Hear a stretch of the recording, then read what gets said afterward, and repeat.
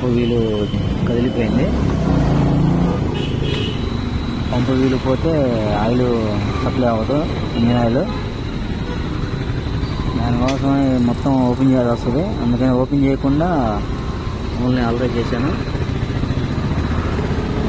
పంపు వీలు బాగానే ఉన్నది. ఇది లోపల సీటింగ్ వరకు ఊడొచ్చింది.